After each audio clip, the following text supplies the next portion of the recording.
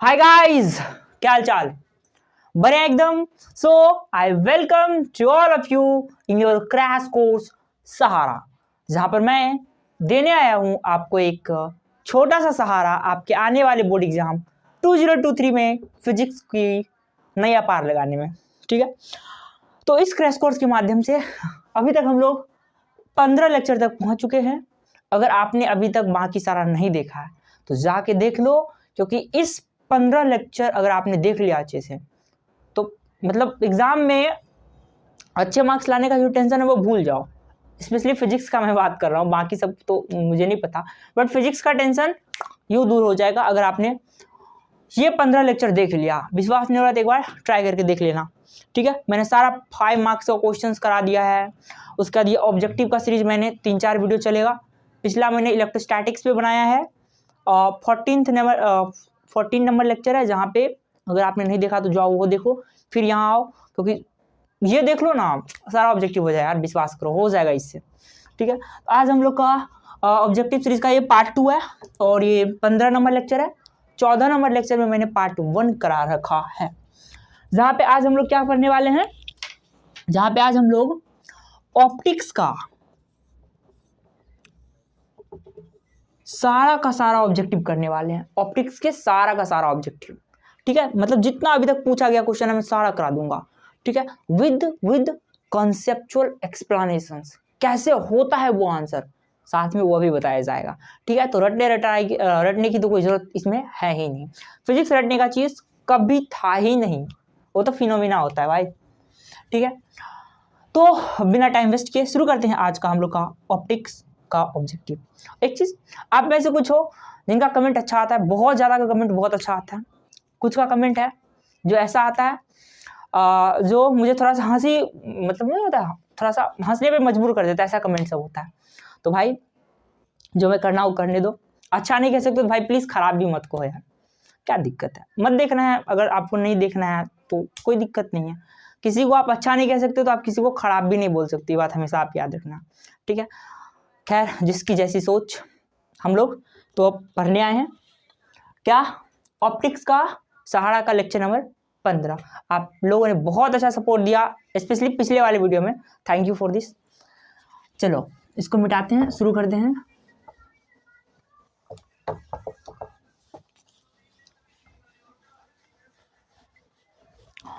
Optics का सारा objective. अगर आप अभी अभी नए देख रहे हो तो मैं आपको बता दूं, आप देख रहे हो फिजिक्स दिखता है।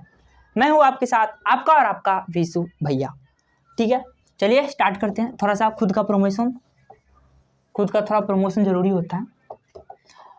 हाँ, तो मैं कैसे कराऊंगा इस ऑब्जेक्टिव सीरीज को, तो आप मेरे सर के ऊपर लेफ्ट में या राइट में, नीचे में, साइड में, कहीं पर भी एक छोटा सा व्हाइट कलर का पेज खुलेगा जिसपे ऑब्जेक्टिव क्वेश्चन लिखा रहेगा। सारा क्वेश्चन पूछा हुआ क्वेश्चन है, आपको वहां से क्वेश्चन देखना है, कॉपी पे नोट करना है। यार आलसी मत होना, कॉपी पर नोट करना। ठीक है, 10-12 दिन एग्जाम को बचा, पढ़ लो। एडमिट कार्ड भी सुने आज निकल गया है। ठीक है, तो 10-12 दिन है, कॉपी पे नोट करके उसको आप जैसे मैं एक्सप्लेनेशन दूंगा आपको भी लिखना है। ठीक है, नोट्स जरूर बनाना, नोट्स बनाना जरूरी है। ठीक है, चलिए स्टार्ट करते हैं। क्वेश्चन आप देखते रहना, मेरे सर के ऊपर दिखेगा, नहीं तो लेफ्ट या राइट में कहीं दिखेगा। मैंने ऑब्जेक्टिव को अपनी कॉपी पे नोट कर लिया। देखो सारा क्वेश्चन मैं बताते जाऊंगा, आपको याद रखना है इसी क्षण से, देखा याद हो जाना चाहिए। ऐसे देखो कि एक बार नहीं समझ में आ रहा है दूसरा बार और ट्राई करो, यहाँ से नहीं हो रहा है और कहीं से करो, कोई दिक्कत नहीं, जहाँ जाना है जाओ, लेकिन समझ में आना चाहिए, ये ज़्यादा जरूरी है। ठीक है, पहला क्वेश्चन है, चलिए स्टार्ट करते हैं। पहला क्वेश्चन आप मेरे सर के ऊपर देख रहे हो। ठीक है, पहला क्वेश्चन है कि डायमंड का रिफ्रैक्टिव इंडेक्स कितना होता है। पहले मैं बता दूं, सारा क्वेश्चन हलवा हलवा होगा। रिफ्रैक्टिव इंडेक्स ऑफ डायमंड लिखते चलना, ये क्वेश्चन सब पूछा है। डायमंड का रिफ्रैक्टिव इंडेक्स कितना होता है, तो रिफ्रैक्टिव इंडेक्स ऑफ डायमंड होता है 2.42, और डायमंड में टोटल इंटरनल रिफ्लेक्शन भी हो सकता है। ठीक है, तो डायमंड का रिफ्रैक्टिव इंडेक्स 2.42 होता है, याद रखना। एक क्वेश्चन इसमें ऐसे भी पूछा है कि which has the maximum refractive index, तो उसका ऑप्शन भी डायमंड ही होगा। पिछला साल ये पूछा हुआ क्वेश्चन है। Which has the highest refractive index? Diamond. कितना होता है? 2.42। पहला क्वेश्चन एकदम दिमाग में बैठाते चलो कि इसका इतना होता है 242, 242, 4 बीच में 2 अगल बगल, सिंपल। दूसरा क्वेश्चन आपके स्क्रीन पे और मेरे सर के ऊपर दिख रहा होगा कि एक कन्वेक्स लेंस है। ये देखो, एक कंसेप्चुअल क्वेश्चन सब होता है, ठीक है। तो मैं एक काम करता हूँ, पहले जो इजीएस्ट क्वेश्चन है पहले उसको मैं करा के आगे बढ़ता हूँ, फिर कंसेप्चुअल क्वेश्चन पे आते हैं। क्वेश्चन ये है कि लाइट वेव, चलो शुरू से ही बताते हैं, कोई दिक्कत नहीं, कंसेप्चुअल क्वेश्चन साथ में ही करा देते हैं। हाँ, तो क्वेश्चन है व्हेन अ कन्वेक्स लेंस जिसका रिफ्रैक्टिव इंडेक्स, आप पढ़ते रहो मेरे सर के ऊपर, जिसका रिफ्रैक्टिव इंडेक्स दिया है, एक कन्वेक्स लेंस है, थोड़ा धैर्य रखना, कोई थोड़ा लेक्चर लंबा हो सकता है, जिसका रिफ्रैक्टिव इंडेक्स दिया है 1.5, ठीक है। उसको डुबा दिया गया है, इमर्ज्ड इन वाटर, पानी में उसको डुबा दिया गया है। कहाँ डुबाया गया है इसको? इमर्ज मतलब डुबा देना, वाटर में, जिसका रिफ्रैक्टिव इंडेक्स है 1.33। तो बोलता है जो ये लेंस है पानी में डुबाने के बाद किस तरह से बिहेवियर दिखाएगा, कन्वर्जिंग का दिखाएगा, डाइवर्जिंग का दिखाएगा, किस तरह से दिखाएगा। देखो बात ध्यान से सुनना, आप लेंस को डाल रहे हो जिसका रिफ्रैक्टिव इंडेक्स 1.5 है, ये कन्वेक्स लेंस है, ये कन्वेक्स लेंस है, इसका रिफ्रैक्टिव इंडेक्स कितना है? 1.5। याद रखना, याद रखना, बढ़िया से बात याद रखो, जब किसी लेंस को जिसका रिफ्रैक्टिव इंडेक्स मान लो 1.5 है, ऐसे मीडियम में डालो, जैसे यहाँ पे देखो, आप यहाँ पे पानी में डाल रहे हो ना, पानी में डाल रहे हो, पानी का रिफ्रैक्टिव इंडेक्स 1.33, तो बड़ा कौन है? तो बेसी बात है 1.5 बड़ा है। अगर मान लो ऐसा होता, मान लो ऐसा होता कि ये 1.5 होता, ये 1.33 होता, मतलब जो मीडियम है ना बाहर का, उसका रिफ्रैक्टिव इंडेक्स ज़्यादा होता लेंस की तुलना में, तब लेंस का नेचर बदल जाता, कन्वेक्स बन जाता, कनकेव, उल्टा हो जाता है। हाँ, अगर यहाँ पे देखिए 1.5 है, ये 1.33 है, मतलब एक लेंस पकड़ो, एक लेंस पकड़ लिया, फिर उसको पानी में डुबा दो, तो पानी में डुबा दो, तो बोलता है जो लेंस डुबा उसका नेचर क्या रहेगा? तो नेचर में कोई परिवर्तन नहीं होगा। क्यों? क्योंकि जो जिसमें ये डूबा है ना, उससे इसका रिफ्रैक्टिव इंडेक्स ज़्यादा है, 1.5 ज़्यादा है। मान लो लेंस का रिफ्रैक्टिव इंडेक्स कम रहता और पानी का ज़्यादा रहता, तब क्या होता ना, कन्वेक्स कनकेव बन जाता, उल्टा हो जाता है, नेचर बदल जाता है। लेकिन यहाँ पे कोई परिवर्तन नहीं होगा, तो इसका आंसर होगा कन्वर्जिंग। कन्वेक्स लेंस का दूसरा नाम कन्वर्जिंग लेंस भी है, बात याद रखना। सिंपल, आप ये याद रखो, जब किसी लेंस को पानी में डुबोते हैं तो क्या होता है, जब किसी लेंस को पानी में डुबोते हैं, अगर पानी का रिफ्रैक्टिव इंडेक्स ज़्यादा है लेंस की तुलना में, नेचर बदल जाएगा, कम है तो नेचर नहीं बदलेगा, ठीक है। नेक्स्ट क्वेश्चन है आपके सामने, लाइट ओज इट्स कलर टू इट्स। अच्छा, बोला जो लाइट होता है ना, लाइट, उसके पास कलर किसके वजह से होता है? तो बहुत सारे लोग बोलते हैं वेवलेंथ की वजह से, तो मैं बोलूँगा नहीं, वेवलेंथ की वजह से नहीं होता है। लाइट का कलर होता है फ्रीक्वेंसी की वजह से। किसकी वजह से? फ्रीक्वेंसी की वजह से। लाइट के पास जो कलर होता है वो उसके फ्रीक्वेंसी की वजह से होता है, ठीक है। नेक्स्ट क्वेश्चन, नेक्स्ट उसके बाद क्वेश्चन, हाँ ये देखो थोड़ा सा अजीब सा पूछता है, लेकिन इसमें से एक क्वेश्चन आना तय है, क्वेश्चन आना तय है। जो देखो आई में डिफेक्ट होता है ना, जैसे मेरे आई में डिफेक्ट है, चश्मा इसलिए पहना हो, तो आई में जो डिफेक्ट होता है कितने तरह का होता है? तो पहले मैं उसका नाम लिख देता हूँ, शॉर्ट साइटेडनेस, इसमें से क्वेश्चन आना तय है, लिख लेना कहीं पे आप कि भैया बोले थे, शॉर्ट साइटेडनेस, फार साइटेडनेस। कोई हिंदी वाले बच्चे देख रहे हैं तो आप अपना हिंदी में वहाँ पे लिख लेना, शॉर्ट साइटेडनेस, फार साइटेडनेस। उसके बाद होता है प्रेस बायोपिया, प्रेस बायोपिया। उसके बाद होता है एस्टिमेटिज्म, एस्टिमेटिज्म, ठीक है। एक होता है कलर ब्लाइंडनेस, कलर ब्लाइंडनेस। देखो इस सारा आँख का रोग है, रोग डिफेक्ट है, आँख में इस तरह अलग अलग तरह का डिफेक्ट होता है। जैसे मेरे आँख में शॉर्ट साइटेडनेस है, ठीक है। तो इस डिफेक्ट को हटाने के लिए कौन सा लेंस लगाते हैं? जैसे मेरे चश्मा में एक लेंस लगा होगा जिससे मुझे क्लियर दिखता है, तो कौन सा लेंस लगाते हैं? तो शॉर्ट साइटेडनेस में हम लोग लगाते हैं कनकेव लेंस। कनकेव लेंस, मेरे आंख में यही लेंस लगा हुआ है, आंख में तो मेरे चश्मे के फ्रेम में कनकेव लेंस। फार साइटेडनेस में होता है convex lens, convex lens. Presbyopia में होता है bifocal lens, bifocal lens. Bifocal भैया क्या होता है, नया नाम, दोनों को मिला दो ना तो ये बाइफोकल बन जाते हैं। जो बूढ़े होते हैं ना, जिनका उम्र बहुत ज़्यादा, तो उसमें देखना एक चश्मे में ऐसे सर्किल, मतलब आधा सर्किल टाइप का होगा, पूरा एक फ्रेम होगा ऐसा कुछ। मान लो ये अगर चश्मा है, इसमें कुछ ऐसा होता है, ऐसा लेंस लगा होता है, तो उसको प्रेस बायोपिया को हटाने के लिए यूज़ किया जाता है। एस्टिमेटिज्म में होता है सिलेंड्रिकल लेंस, सिलेंड्रिकल लेंस, ठीक है। जो छोटे छोटे बच्चे को आपने देखा होगा कि एकदम गोलका गोलका मोटकर चश्मा पहनने रहता है, टीवी बहुत दिखता है इसलिए होता है, तो उसके आंख में एस्टिमेटिज्म हो जाता है, जिसको हटाने के लिए हम लोग सिलेंड्रिकल लेंस का यूज कर लेते हैं। कलर ब्लाइंडनेस एक ऐसा है जिसके पास कोई नो रिमेडी, कोई इलाज इसका नहीं है, ठीक है। ये इनहेरिटेंस होता है, मतलब अगर आपके घर में किसी को है मान लो, तो आपको भी हो सकता है ये ऐसा रोग होता है। इसमें से एक क्वेश्चन आना तय है, क्वेश्चन आना तय है, क्वेश्चन आना तय है। इसमें से ये पूछेगा कि बताओ बायफोकल लेंस का यूज किस रोग को हटाने के लिए होता है, या एस्टिमेटिज्म में कौन सा लेंस यूज किया जाता है हटाने के लिए, ऐसा क्वेश्चन घुमा फिरा के पूछ लेता है, ठीक है। इसको मैं फिलहाल इरेज कर दूं। अब आपने लिख लिया होगा, सबको साथ में लिखते चलो, ठीक है। मुझे लगा कैमरा निकला।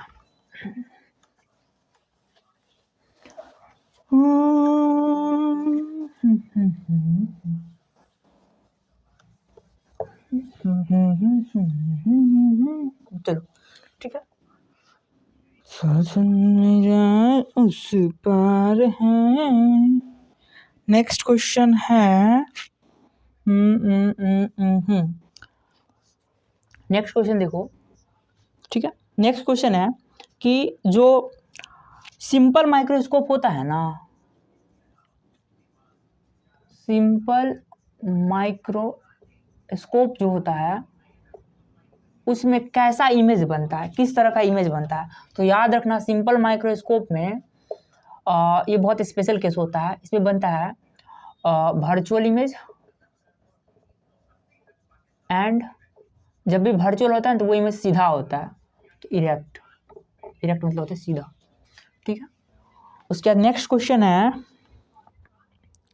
नेक्स्ट क्वेश्चन है, हाँ एक क्वेश्चन देखो बहुत बढ़िया है। एक लेंस दिया है, एक फॉर्मूला भी याद रखना, एक कन्वेक्स लेंस दिया है जिसका फोकल लेंथ दे दिया है 20 सेंटीमीटर। कन्वेक्स लेंस का फोकल लेंथ पॉजिटिव होता है, बात याद रखना। तो बोल रहा है भैया इसका पावर बताओ कितना होगा, तो पावर का फॉर्मूला होता है, पावर ऑफ ए लेंस का फॉर्मूला होता है 1/f। एफ क्या है, फोकल लेंथ। याद रखना एफ को आपको मीटर में रखना होता है, इसको मीटर में बदलो तो कैसे होगा, सेंटीमीटर को मीटर में, 100 से डिवाइड कर दो, 1/5 मीटर। तो एफ के जगह 1/5 रख दो, 5 उलट के ऊपर जाएगा, 5/1 हो जाएगा ना, तो 5। जब एफ मीटर में होता है ना, तो पावर का जो वैल्यू आता है वो आता है डायोप्टर में, किसमें, डायोप्टर में, जिसको आप डी से भी दिखा सकते हो, 5 ब्रैकेट में डी डाल दो तो वो भी चलेगा। तो फोकल लेंथ अगर 20 है तो डायोप्टर उसका पावर उसका 5 डायोप्टर होगा। उल्टा भी पूछता है, डायोप्टर देकर फोकल लेंथ भी पूछ रहे, तो आगे करवाएंगे क्वेश्चन, ठीक है। चलो नेक्स्ट क्वेश्चन आपके सामने है कि देखो, velocity of light in vacuum is c, its value in glass कितना होगा। फॉर्मूला ये देखो, ये भी बहुत बढ़िया फॉर्मूला होता है, याद रखना इस चीज़ को। इसको मैं मिटा देता हूँ, ठीक है। ये भी बहुत बढ़िया फॉर्मूला है। क्या है क्वेश्चन, एक बार देखना पड़ेगा क्या था। Velocity of light in vacuum is c, अच्छा लाइट का वेलोसिटी वैक्यूम में कितना है, सी है, VACCUM होता है, CUM होता है, वैक्यूम में सी है। तो बोल रहा है इसका वैल्यू ग्लास में कितना होगा। मान लो वैक्यूम मतलब हवा समझ लो, ऐसा है नहीं, जहाँ हवा नहीं होता है वो जगह वैक्यूम होता है, ठीक है। तो वहाँ पे जब लाइट चलता है ना, तो उसका जो वेलोसिटी है, वेलोसिटी आप स्पीड समझ लो फिलहाल, वैसे आपको वेलोसिटी समझना चाहिए क्योंकि आप 11th पढ़ के आए हो, ठीक है, स्पीड समझ लो। तो जहाँ पे वैक्यूम है ना, वहाँ लाइट सी के स्पीड से भाग रहा है। तो बोल रहा है ग्लास में, एक शीशा का ग्लास है, ठीक है, ये मान लो ग्लास है पूरा मोटा सा, ये मोटा सा मान लो ग्लास है। तो इसमें इसका स्पीड कितना होगा। इसका रिफ्रैक्टिव इंडेक्स दे दिया है 3/2। तो पहले याद करो आप, एक फॉर्मूला होता है रिफ्रैक्टिव इंडेक्स का, फॉर्मूला होता है C/V। रिफ्रैक्टिव इंडेक्स बराबर speed of light in vacuum divided by velocity of light in that medium, mu. अच्छा देखो C का वैल्यू कितना है, C क्या होता है, speed of light in vacuum. तो वैक्यूम में लाइट का स्पीड कितने है, क्वेश्चन में दे दिया C। तो ये हमको चाहिए क्योंकि हमको एक मीडियम में स्पीड निकालना है, किसमें, ग्लास में। तो हमको V का वैल्यू निकालना है। अब म्यू का वैल्यू 3/2 दिया है, तो C का वैल्यू कितना हो जाएगा, मल्टीप्लाई कर लो, V = C, या क्रॉस मल्टीप्लाई करो, क्या उतना कर रहे हो, 3V = 2C। ऐसे हमको V का वैल्यू चाहिए तो 2C/3, dates your answer. Shortcut बताए तो स्पीड किसी भी मीडियम में आपको चाहिए तो speed of light in vacuum divided by refractive index उस मीडियम का जहां आपको स्पीड निकालना है। 2 प्लेट के ऊपर जाएगा 2C/3, ये शॉर्टकट वही है, ठीक है। नेक्स्ट क्वेश्चन है कि एक एस्ट्रोनॉमिकल टेलीस्कोप का लेंथ कितना होता है। ऑब्जेक्टिव बहुत बार पूछा हो वैसे मेरा, अगर आपने एस्ट्रोनॉमिकल टेलीस्कोप का 5 मार्क्स सीरीज नहीं देखा है तो जाके देख लो, क्योंकि वो क्वेश्चन आने की बहुत संभावना है 5 मार्क्स का, जाके देख लेना आप, ठीक है, टेलीस्कोप करके वीडियो होगा। तो जो एस्ट्रोनॉमिकल टेलीस्कोप होता है, एस्ट्रोनॉमिकल टेलीस्कोप होता है ना, उसका देखो लेंथ कितना होता है, लेंथ होता है FO + FE, ये इसका लेंथ होता है, ठीक है। Next question, focal length of the एक हेल्दी, मान लो जैसे कि आप लोग, आप में से बहुत सारा ऐसा होगा जिसके पास लेंस नहीं होगा, मतलब नॉर्मल होगा, चश्मा बिना चश्मा का होगा। तो मान लो आप बिना चश्मा के हो, तो आपके आँख का फोकल लेंथ कितना है। पहले ये बताओ आँख में कौन सा लेंस होता है। तो आँख में होता है कौन सा लेंस, आँख में होता है कन्वेक्स लेंस। कौन सा लेंस, एग्जाम में पूछ सकता है, आँख में कौन सा लेंस होता है, आई लेंस बोले या कन्वेक्स लेंस, बात बराबर है, ठीक है। तो बोला है जो आपके आँख का लेंस है ना, मतलब आपके आँख में जो लेंस है उसका फोकल लेंथ कितना है, अगर आप हेल्दी आदमी हो तो 25 सेंटीमीटर। कितना, ये तो 10th से भी बच्चा पढ़ते आता है। हेल्दी आदमी के आँख का focal length 25 centimetre. Next question है, देखो एस्ट्रोनॉमिकल टेलीस्कोप में क्या होता है ना, एक कंडीशन पूछा है कि which of the following is true for astronomical telescope. तो एस्ट्रोनॉमिकल टेलीस्कोप में क्या होता है ना, इसे मैं लिख दूं, astronomical telescope, A for astronomical, T for telescope. इसमें जो आईपीस लेंस का जो फोकल लेंथ होता है, focal length of eyepiece lens बड़ा होता है focal length of objective lens.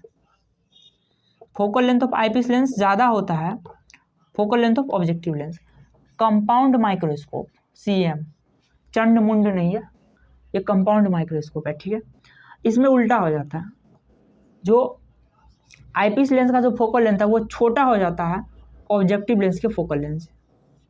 ये पूछा जा चुका है, ये इस बार आ सकता है, ठीक है।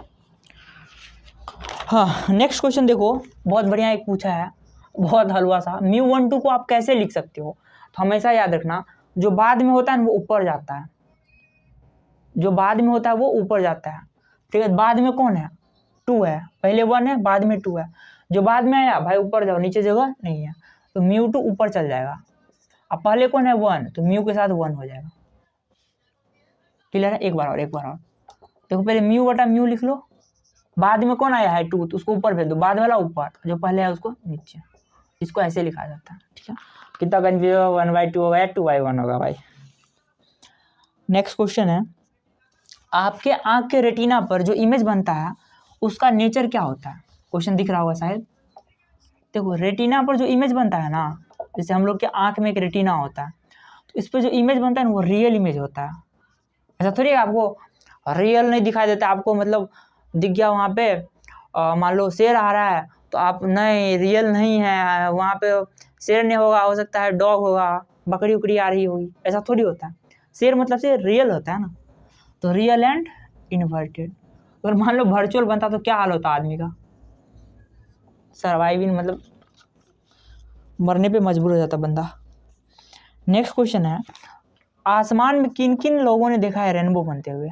खास बात बताऊं, जब मैं 12th में था, फिजिक्स पढ़ने गया था, तभी मैं रेनबो देखा था आसमान में। बारिश का समय था, अगस्त का महीना था। तो रेनबो जो बनता है ना वो रिफ्रैक्शन के कारण बनता है। किसके कारण? रिफ्रैक्शन, फ्लैक्शन नहीं है, रिफ्रैक्शन की वजह से। जो पानी का बूंद होता है उस पर लाइट पड़ता है, फिर जो पानी का बूंद होता है वो प्रिज्म जैसा काम करने लग जाता है। अब प्रिज्म क्या करता है, 7 कलर में तोड़ देता है, इसलिए आपको दिखता है, ठीक है? 2 मार्क्स में क्वेश्चन पूछता भी है। उसके बाद पूछा है कि एक सिंपल माइक्रोस्कोप का मैग्नीफाइंग पावर बताओ। माइक्रोस्कोप 2 तरह का होता है, कंपाउंड और सिंपल। तो सिंपल का ही पूछा है, ये थोड़ी का सिंपल माइक्रोस्कोप, चलिए इसी में बता दें। सिंपल माइक्रोस्कोप का मैग्नीफाइंग पावर, ये मैक्सिमम मैग्नीफाइंग पावर में बता रहा हूँ, वो होता है 1 + d/f। डी क्या होता है? डी होता है 25 सेंटीमीटर, एफ होता है focal length of the lens. ये मैक्सिमम होता है, ये मैक्सिमम होता है मैग्नीफाइंग। मिनिमम कोई पूछ लेना तो बताओ मिनिमम कितना होगा, तो कुछ नहीं करना है, 1 को यहाँ से गायब कर दो, सीधा d/f, ठीक है? रेंज भी पूछ लेता है, मैग्नीफिकेशन का रेंज, तो ये बड़ा या बराबर हो सकता है d/f से, छोटा या बराबर हो सकता है 1 + d/f से, इसी के बीच में होगा या यहाँ तक होगा, मतलब मिनिमम ये, मैक्सिमम ये, ठीक है? नेक्स्ट क्वेश्चन है कि दो लेंस है, मान लो एगो लेंस ही है, एगो लेंस ही है, ठीक है? इसका पावर मान लो, लेंस का पावर होता है P1, इसका मान लो P2। अब बोला दोनों लेंस को चिपका दिया, नेट पावर बताओ, नेट कितना होगा? तो P नेट होता है पहला वाला का प्लस दूसरा वाला, जोड़ दो, सिंपल आंसर, ठीक है? मान लो फोकल लेंथ से टर्म में पूछ लेता, मान लो इसका फोकल लेंथ f1 है, इसका f2 है, बोला अब नेट फोकल लेंथ बताओ, तो ये होता है 1/f नेट = 1/f1 + 1/, ये भी नोट करके लिख लेना, हो सकता है पूछ दे, ये भी बड़ा इंपॉर्टेंट होता है। पावर के टर्म में जोड़ दो, फोकल लेंथ के टर्म में तो बट्टा में ला के जोड़ो, ठीक है? नेक्स्ट क्वेश्चन है प्रिज्म से रिलेटेड, अभी अभी बात की थी बंदा का। क्वेश्चन दिख रहा है, क्वेश्चन नोट करते रहे, थोड़ा टाइम लगेगा लेकिन बढ़िया से समझ में आ जाएगा, डोंट वरी। एक प्रिज्म है, प्रिज्म का एंगल ए दिया हुआ है ये वाला, इस प्रिज्म का रिफ्रैक्टिव इंडेक्स म्यू है, ऑब्वियस सी बात है, प्रिज्म शीशा का होता है, शीशा का रिफ्रैक्टिव इंडेक्स होगा तो म्यू। तो बोला म्यू का फॉर्मूला बताओ प्रिज्म के लिए, ये क्या है? प्रिज्म वो होता है sin A + डेल मिनिमम। अब जैसे आप लोग याद क्यों, वैसे ही लिख देता हूँ, डेल मिनिमम + A / 2 बट्टा साइन में A/2। याद रखना, जो हम गलती किए थे वो आप मत करना, ये बट्टा सब में होता है, ये बट्टा पूरा का होता है, A/2 नहीं होता है। कितना लोग ऐसे भी समझ लेता है, ऐसा होगा शायद, नहीं, ये पूरा का बट्टा है, बात याद रखना, ठीक है? नेक्स्ट क्वेश्चन है, एक लेंस का पावर देकर फोकल लेंथ पूछा है, बोले थे ना पूछता है ऐसा। एक लेंस बंदा दे दिया है,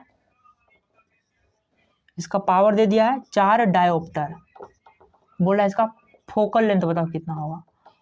पावर का फॉर्मूला 1/f, पावर की जगह कितना रख दो, इधर लिखता हूँ, पावर = 1/f। पावर कितना है? 4, 1/, f is equal to 1/4, f इधर पे दो 4 इधर पे दो, ये होगा भाग देने पर 0.25। अब बहुत बच्चा सोचता है मीटर होगा या सेंटीमीटर, ऑप्शन में भी दोनों होता, तो याद रखना जब भी पावर डायोप्टर में तो फोकल लेंथ मीटर में, इसका उल्टा भी होता है, जब भी फोकल लेंथ मीटर में तो पावर डायोप्टर में, याद रखना मीटर तो डायोप्टर, डायोप्टर तो मीटर, ये बात याद रहना चाहिए, ठीक है। सेंटीमीटर आंसर नहीं होगा, मीटर आंसर होगा, राइट, ओके। नेक्स्ट क्वेश्चन है, हाँ ये वैसे बता देता हूँ, if the focal length of a glass lens दे दिया, मतलब एक ग्लास का लेंस है, इसका रिफ्रैक्टिव इंडेक्स है 3/2, उसको हवा में रखा तो उसका फोकल लेंथ एफ है, वाटर में डाल दिया तो 4 बटा, मतलब वाटर का रिफ्रैक्टिव इंडेक्स 4/3 है। सिंपल ऐसा है क्वेश्चन, उतना क्या लैंग्वेज पर। एक लेंस है जिसका रिफ्रैक्टिव इंडेक्स एफ ए है, कितना है, एफ ए है। अब इस लेंस को उठा के पानी में डुबो दिया, पानी में डुबो दिया, बोला अब कितना होगा इसका फोकल लेंथ, तो याद रखना जितना यहाँ पे उतना ही वहाँ भी होगा, कोई फर्क नहीं पड़ता, कोई फर्क नहीं पड़ता। एक बार लेंस बन जाता है ना उसका फोकल लेंस फिक्स हो जाता है, कभी बदलता नहीं है, ठीक है। तो पानी में डालो, हवा में डालो, आग में डालो, कहीं भी डालो, फोकल लेंथ जितना अभी उतना ही बाद में, उतना भी पहले, उतना ही 1000 साल बाद। नेक्स्ट क्वेश्चन है कि चलो 2 क्वेश्चन होमवर्क में दे रहा हूँ, करके आपको बताना है। पहला क्वेश्चन आपके स्क्रीन पे दिख रहा होगा कि डायमंड का क्रिटिकल एंगल कितना होता है, बहुत बहुत प्यारा सा क्वेश्चन होता है, डायमंड का क्रिटिकल एंगल कितना होता है। दूसरा क्वेश्चन है कि पैरेलल ग्लास स्लैब का पावर कितना होता है, ठीक है। जो भी ऑप्शन हो कमेंट करना, देखते हैं कौन बता पाता है। Power of parallel glass slab कितना होता है बताना है, ठीक है। बाकी आई होप सारा हो गया, 20-25 क्वेश्चन तो मैंने करा ही दिया। ऑप्टिक्स का इतना कर लो काफ़ी है, उतना ज़्यादा करने की जरूरत नहीं, इतना कर लो काफ़ी है, डोंट वरी एंड चिल करते रहो, आराम से पढ़ते रहो, 10 दिन बचा है, जम के पढ़ो। तो ठीक है, आज के लिए इतना ही, तो पढ़ाई करते रहे, थैंक यू वेरी मच। अपने दोस्तों को भी बोल दो ताकि वो बंदा भी अपना परेशान ना हो, सीख ले कहीं से भी, ठीक है। Thank you very much.